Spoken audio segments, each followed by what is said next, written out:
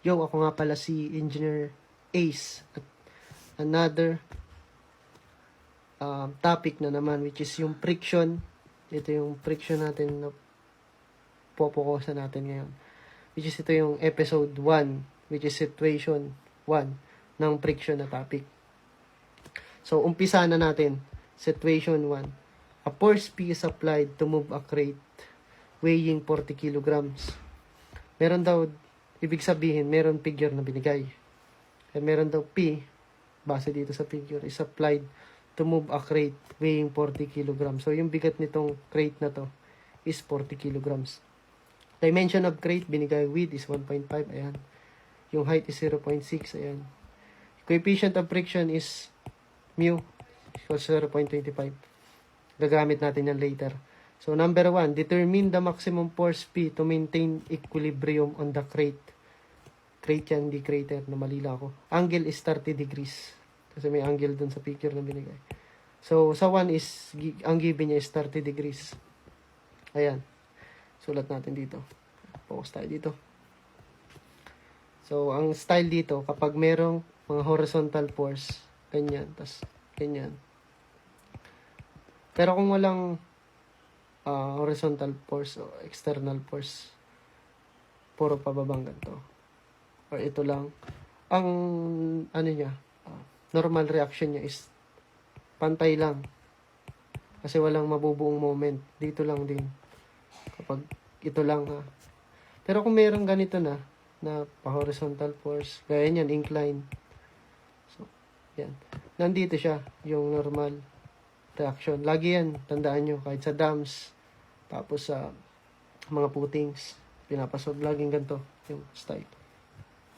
So, kung isipin natin, nandito yung P. Yan. Dito naman yung normal reaction. So, it is eccentricity from center to normal reaction is E. Ito naman, from the edge, which is yung point O, is X bar. So, in-explain ko lang. Kung alam niyo yan, good for you. Pero kung hindi, madidiscuss din natin yan. Like dun sa nakaraan kong mga bid. Meron nun. And, dito tayo focus. So, gawin natin itong component, itong P. So, P sin theta. Pag wala sa kanyang angle, sin. Pag nasa kanyang angle, cosine. Yun yung mga rules ko sa component para madaling matandaan. Kasi, sa last bid ko, in-explain ko yan kung bakit yung naging sine, yung naging cosine. So, dito, no need na. I-replay nyo na lang yung nakaraang bid ko. And, given yung angle, 30 degrees, ito. Yung coefficient of friction, ito. So, magagamit natin yung coefficient of friction kasi may force na apply daw dito. So, kadalasan na coefficient of friction, yung friction force, yan, F. Friction force, may formula yan, yung F. Lagi siyang sumasalungat dun sa normal force lang. Ito. Kasi magkikis-kis yan. Kaka-friction yan, di ba? Pag tinulak yan. Parang ano siya, laging opposite sa yung direction niya sa normal force. Itong P na in-apply. Diyan. So, kikis-kis yan. So, lagi yan merong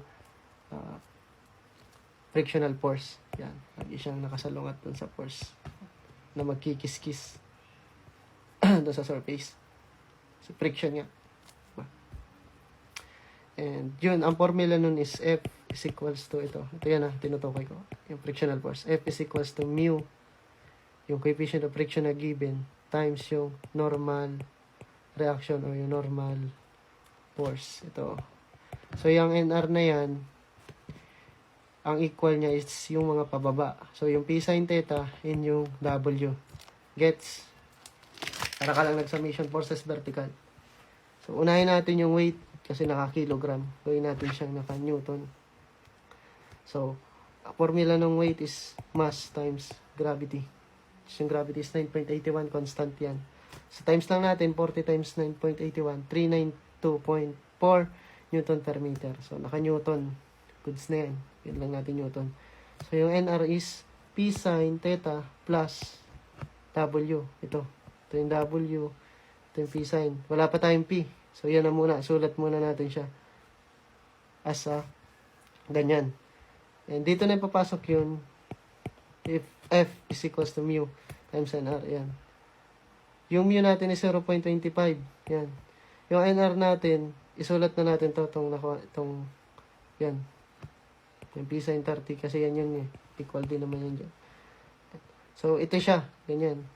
So, P. Na-expose natin yung P. Yung unknown. So, ang style dito, malalim na pag-iisip ng diskarte. Mag-summation process horizontal tayo. Which is, makukuha natin yung P. Magiging isa lang yung unknown. Kasi, yung F, yan. Naka in terms of P na. Ito. Diba? Gets? Naka in terms of P na yung F. So, pag nag-summation process horizontal tayo, so, P cosine yung angle, which is 30 degrees, papunta dito is positive. Yan. Minus yung F, yung ito. So, yung given is yung mu, tas itong NR, ito yan. Salpak natin. Yan. Ito na yan, yung F. So, yung F yan. Ito yan, F. Kasi naging negative kasi papunta siya doon. Positive is papunta sa right. 0.25 P sin 30 plus 392.4. Ayan. Shift solve lang natin. Kung ano natin yung P. 132.38 newtons. Gets? I hope na nagets nyo. Number 2. Calculate the minimum force P that will initiate tipping. Yung degrees natin is 0. Yan. Gawin na lang natin ganito. Yung sobra dito is pampalito pa yan. Yan na lang natin ganito. Kasi hindi naman yung magagamit yan. Yung P0 angle na. So, pantay na yan. Ang pinapahanap pa din is yung P. Pero mag-i-initiate daw ng tipping. Ano ba yung tipping? Pag yung force yan, ito yung box natin. Pag tinulak mo yan, tatagilid yan ng ganito. Yan. Ito yung surface area. So, ito yung parang dito may ipon yung force natin. Kasi tatagilid yan kasi tinutulak ng P. Ganyan yung mangyari, tipping. So, yung tendency, dito na may ipon yung normal reaction. Yan, dyan sa point na yan. Kasi gets, sabi ko nga dyan. Dito parang maano yung, kasi tinutulak. Dito may ipon. Diba? So, dito sa point O. Pag nakarinig kang initiate tipping, ganun. Dito yan, automatic sa kanto. Point O. Tapos, yun, after nun, na gets na natin, mailagay natin yan. Ang pinapahanap is minimum force P. Yung W meron na tayo, which is 392.4. Yan. Ito is kalahati ng 1.5, 0.75. Nagigets nyo na yun. Gagawin, magmo-moment na lang tayo sa point O para ma-eliminate itong dalawang external force. Yan. Para ito lang makuha natin agad yung P. Kasi itong W meron tayo. So, paano mag-moment? Yung force, tapos yung perpendicular distance, yung moment clockwise is positive. So, ang ikot niya is pag ganun. Diba? So, positive. P times 0.6. Ito yung moment niya papunta sa point O. Ganyan yung moment Kung hindi nyo pa gets, gagawa akong video sa mga basic. Panoorin nyo na lang. So, P times 0.6. Ito is counterclockwise. Yung clockwise dapat ay positive. So, counterclockwise yung W papunta sa point O. Ito yung moment arm niya. Perpendicular distance, which is 0.75. So, negative siya. Negative 392.4. Yung force, yung distance niya. Yan, yung perpendicular distance is 0.75 equal 0. Gumamit lang tayo dito ng equilibrium equation. Yung moment. Kasi tatlo yung equilibrium equation. Yung summation forces vertical, summation forces horizontal, and yung moment. Summation of moment. So, shift solve nyo lang to. P is equals to 490.5 newtons. Paano natin yung number 2? And number 3, based on condition in part 1. Babase pa rin tayo sa, balik tayo sa naka-incline na force. Locate the resultant force acting on the crater from the point O. Gagamitin pala natin, hanapin pala natin dito yung X bar. Yung sinasabi ko kanina. Yan, X bar yan. Ilo-locate pala natin siya. Paano yan? Meron na tayong P dun sa number 1 Nakuha na natin yung P, 132.38. So, yung P is 132.38 na yan. Ito, yung W, nakuha na din natin. So, yung NR, makukuha na natin. Ito, itong P sin 30 kasi may P tayo. Salpak mo lang to dyan. So, yung NR natin is 458.59. Ayan. NR, ito yung mga pababa. P sin theta. Ayan. Yung P natin is nakuha na sa number 1. So, yung normal reaction natin is 458.59 newtons. Ayan. Mag-moment lang tayo ulit sa O. Kasi meron tayong P, meron tayong W, yan. Meron tayong NR. Kompleto. So, mag-moment lang tayo sa O. So, ang moment arm ng NR is yung X bar lang. Ito naman, ang moment arm naman ito, itong 0.75. Ito naman, 0.6. Ito naman, ang moment arm naman itong force na ito is 1.5. So, pag nag-moment tayo sa O, ang ano lang is X bar. Parang ano to RMOM, writing moment at overturning moment. So, saka ko na lang. Na-discuss ko yun dun sa isa kong bid. Panoorin nyo na lang yun. So, ang gagawin lang natin dito is magmo-moment lang tayo. Moment at O. Positive is counterclockwise.